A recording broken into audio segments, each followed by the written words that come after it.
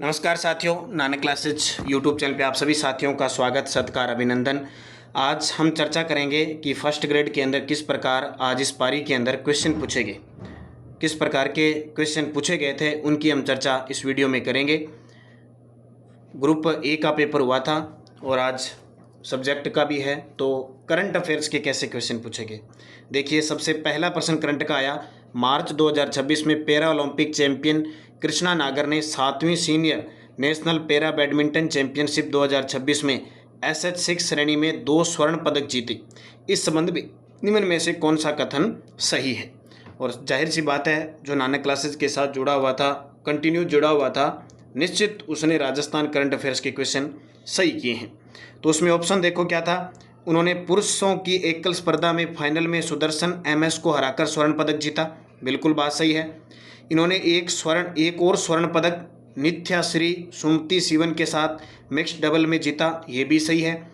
और SH6 category होती है पैरा बैडमिंटन में छोटे कद के खिलाड़ी। मैंने, अगर आपने गौर किया होगा तो बहुत बार मैं कहता हूँ कि SH6 कृष्णा नागर जयपुर के हैं, छक्का लगाते हैं, बैडमिंटन खेलते हैं और नाटे कद के साथ खेलते हैं। तो ये तीनों ही पॉइंट इसके सही हैं, तीनों ही पॉइंट इसके सही हैं, ABC। तो ये प्रश्न मैंने काफ़ी, जब भी कृष्णा नागर का क्वेश्चन आता है आप देख सकते हो। 11 मार्च 2026 की क्लास 7वीं senior national para badminton championship, 2 स्वर्ण पदक किस खिलाड़ी ने जीते। फिर हम इसके नीचे तथ्य भी पढ़ते हैं जो पेपर में आई हुई है। सुदर्शन M के साथ पदक जीता और नित्याश्री के साथ स्वर्ण पदक जीता। दोनों ही प्रश्न आपके सामने A to Z एकदम क्लियर रूप से पढ़े हैं और मेरे हिसाब से ये प्रश्न शायद ही किसी ने गलत किया होगा, ठीक है। उसके बाद ये देखो, अगर बुक की बात करें, नानक क्लासेज की 1.0 2.0 दोनों आई थी, क्योंकि एग्जामिनर का पता नहीं होता है, पिछले 3-4 महीनों का करंट भी पूछ सकता है और पिछले 7-8 महीनों का। तो अपनी अक्टूबर 2025 से लेकर फरवरी 2026 1.0 आई थी और फिर जनवरी से लेकर अप्रैल 2.0 आई थी। तो इस पुस्तक के अंदर आप देख सकते हैं 7वीं senior national para badminton championship, पूरी 2 स्वर्ण, सुदर्शन, और ये सारा डिटेल दिया हुआ है। तो आपको टेलीग्राम पे भी सारी चीज़ें डाल दी गई है। और आगे सेकंड ग्रेड के जो साथी हैं लगातार तैयारी रखना, नानक क्लासेस से जुड़ के आपके 10 के 10 करंट के प्रश्न गलत होने के चांस नहीं रहेंगे, एक आधा अपवाद होता है। ये देखो, राजस्थान AI मतलब आर्टिफिशियल इंटेलिजेंस, ML का मतलब मशीन लर्निंग नीति 2026 का शुभारंभ किया गया 6 जनवरी 2026 को। अब एग्जामिनर ने 24 मार्च, 24 जनवरी, 6 जनवरी, 15 फरवरी सारे के सारे ऑप्शन दे दिए, तो 6 जनवरी। अब ये हमने कहाँ पढ़ा था, हमने जब एक साथ पढ़ी थी 3, 4, 5 और 6 जनवरी की एक साथ क्लास। तो ये रीजनल कॉन्फ्रेंस का आयोजन हुआ था जयपुर में 6 जनवरी को। उसके अंदर AI ML पॉलिसी 2026 जारी की, तो ये आपने अच्छे तरीके से देखी है। उसके बाद एक गजब का प्रश्न आया। प्रधानमंत्री E-ड्राइव योजना के तहत वित्तीय वर्ष 2026-23 में राजस्थान में EV चार्जिंग इंफ्रास्ट्रक्चर विस्तार के संदर्भ में निम्न कथनों पर विचार करें। इस योजना के तहत प्रदेश में 282 स्थानों पर 691 EV पब्लिक चार्जिंग स्टेशन स्थापित करने का प्रावधान है, जो कि गलत है। योजना के अनुसार जयपुर में 122, अजमेर में 39 चार्जिंग स्टेशन, जो कि गलत है। अब फर्स्ट ग्रेड में ऐसे प्रश्न आते हैं, तो ये कथन दोनों ही गलत है, कथन है दोनों ही असत्य हैं।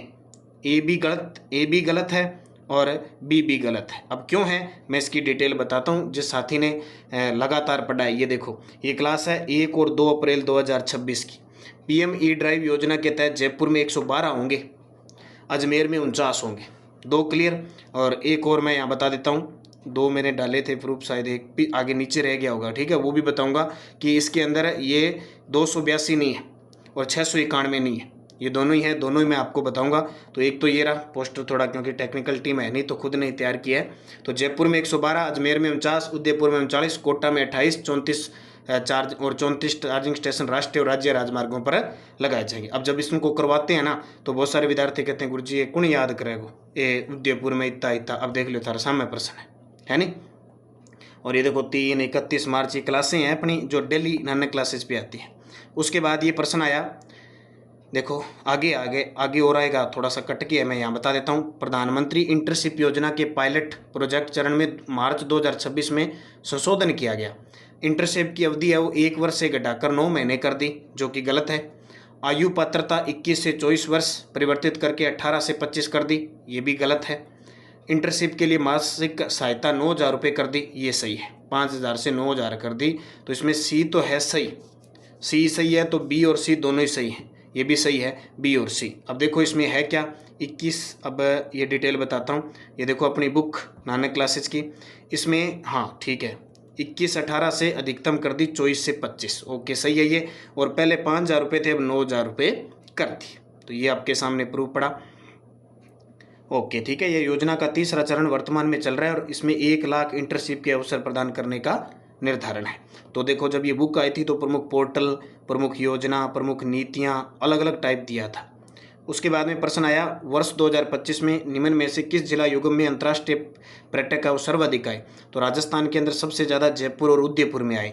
अगर आपसे पूछे घरेलू सबसे ज़्यादा कहाँ आए, तो घरेलू सबसे ज़्यादा खाटू श्याम जी सीकर और उसके बाद में डींग पुंछरी का लोठा, वहाँ याद रखना। और राजस्थान में अंतर्राष्ट्रीय पर्यटक जयपुर, उदयपुर और उसके बाद में तीसरा नंबर आता है जोधपुर का, ये भी अपने पढ़ा देखेंगे। फिर है पशु गणना, क्योंकि पशु गणना का फिक्स प्रश्न आता है। राजस्थान में 2012 से 19 के मध्य कौन से पशुधन की संख्या में धनात्मक वृद्धि हुई है। यानी एक तो गोवंश है और एक भैंस है, दो ऐसे हैं जिनकी धनात्मक वृद्धि होती है। क्या होती है? यानी घटते नहीं है, बढ़ते। तो उत्तर आ जाएगा बी और सी। अब देखो ये अपने बहुत बार पढ़ा है, वे पशु जिनमें पशु गणना में वृद्धि हुई है। एक तो कुक्कुट में 82.23 की, एक खरगोश में 21.51 की, भैंस में 5.53 की और गाय में 4.60 की। इसके अलावा जो भी राजस्थान के अंदर पशुधन है वो सब माइनस में गए हैं, ठीक है, ये याद रखना। और ये देखो जो मैंने ऊपर क्वेश्चन बताया था बुक के अंदर अपने थ्योरी के साथ क्वेश्चन भी डाले थे, ये पढ़ा। Rajasthan regional AI impact conference 2026 उद्घाटन स्तर में किसका शुभारंभ नहीं किया गया। तो AI AVGC XR portal, I start learning management system और एआई एमएल पॉलिसी, और किसका नहीं किया गया था, साइबर सुरक्षा वाला। ऐसे प्रश्न बना के भी आपको अभ्यास करवाया जाता है। उसके बाद आया राजस्थान में मुख्यमंत्री युवा स्वरोजगार योजना के संबंध में कौन सा कथन सही नहीं। अब ये बजट में भी घोषणा है, जब बजट पढ़ा तो भी हमने इसको पढ़ा। फिर जब ये 12 जनवरी को अनुमोदन हुआ तब हमने पढ़ा, 12 जनवरी को अनुमोदन हुआ और 15 जनवरी को ये शुरू होती है, ठीक है, क्योंकि आर्थिक समीक्षा में।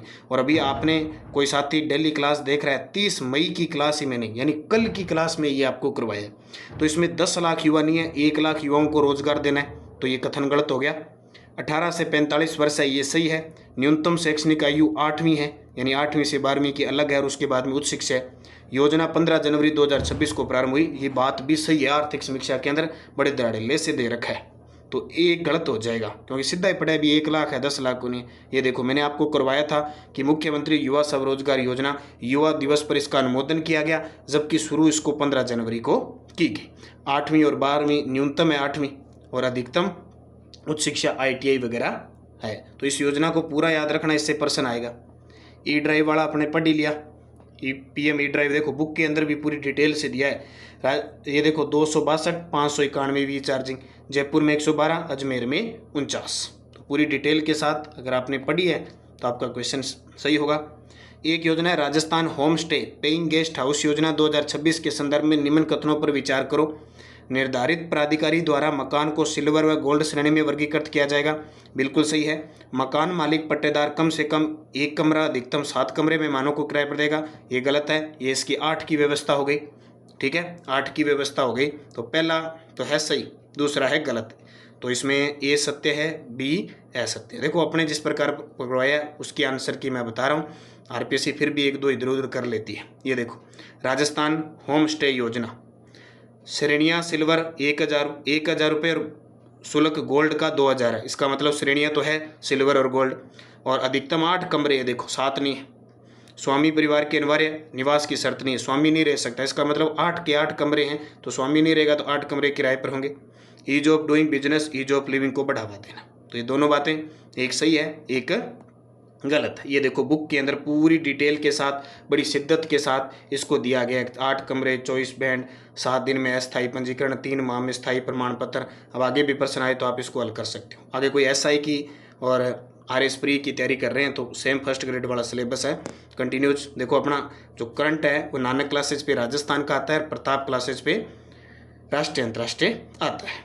ये देखो विदेशी पर्यटक वाला जयपुर में 5.60 लाख आए, उदयपुर में 4.70, जोधपुर में 1.89, जैसलमेर में 1.53 और अजमेर में 83,000। ये सारी कंडीशन किसकी है?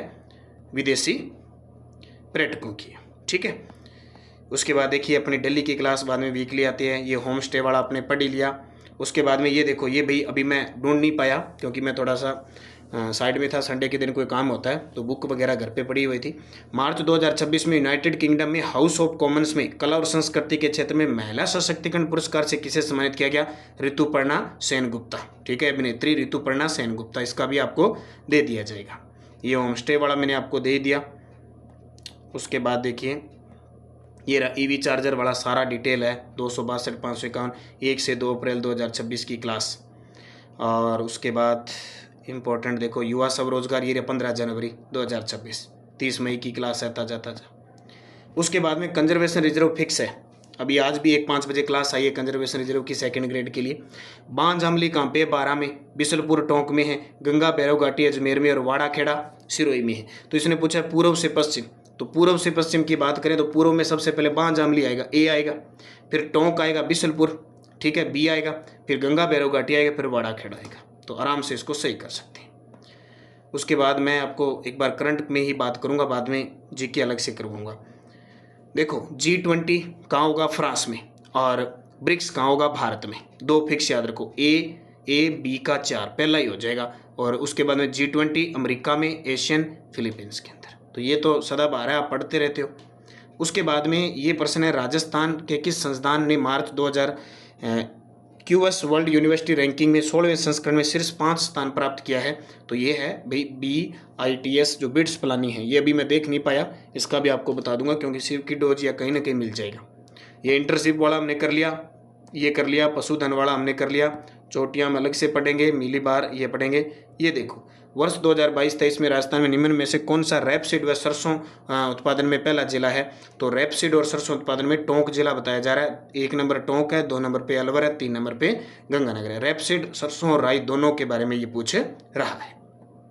ठीक है, तो ये थे क्वेश्चन। और ये देखो अपनी जो 2nd ग्रेड की विदेश नीति जो 2nd ग्रेड की बुक आई है उसके अंदर आपको अलग से बुकलेट दिए और टेस्ट है उसके अंदर। ये देखो ब्रिक्स भारत में 18वां सम्मेलन होगा, G20 फ्रांस में, G7 फ्रांस में, G20 अमेरिका में, नाटो तुर्की में, CSO ये जो संघाई है वो किर्गिस्तान में, अपेक चीन में, आसियाना फिलीपींस में और विश्व आर्थिक मंच स्विट्जरलैंड में। ये देखो जिसने 2nd ग्रेड की टेस्ट सीरीज ले रखी है या बुकलेट ले रखी है नाना क्लासेज की, उसके अंदर ये सारे क्विज ये उपलब्ध है। और ये करंट अफेयर्स की अपने 2.0 बुक थी, उससे पहले 1.0 आई थी और 2.0 जिसने पढ़ा उसका क्वेश्चन सही है। अब आगे हमारी 2 मंथ की बुक आती है, मार्च अप्रैल की उपलब्ध है, राजस्थान करंट योजना व नीति की उपलब्ध है, 2nd ग्रेड की मार्गदर्शिका उपलब्ध है, 2nd ग्रेड की शिक्षा मनोविज्ञान का प्रश्न बैंक उपलब्ध है, ज्योग्राफी भूगोल का सूत्र है, 1 लाइनर राजस्थान है, 10 2nd ग्रेड के मॉडल पेपर उपलब्ध है, RPSC PYQ है। तो निरंतरता के साथ तैयारी करो, खूब मेहनत करो। आज का पेपर जिस हिसाब से हुआ है उम्मीद करते हैं सभी पेपर इस प्रकार के हों और क्वेश्चन जो अपने पढ़ाएं। देखो 1-2 अपवाद होता ही है, 10 में से हम 10 सही नहीं कर पाते हैं। मैंने पहले कहा था अगर हम 7 प्रश्न सही करते हैं ना, 7 क्वेश्चन को ही टैकल करते हैं तो हम बहुत सारे विद्यार्थियों से लीड ले जाएंगे। तो ये थी आज की क्लास। उम्मीद करते हैं आगे वाले ग्रुपों में भी इस प्रकार के क्वेश्चन आए और निश्चितता से हम तैयारी में जुटे रहें। धन्यवाद। जय हिंद, जय भारत, जय राजस्थान।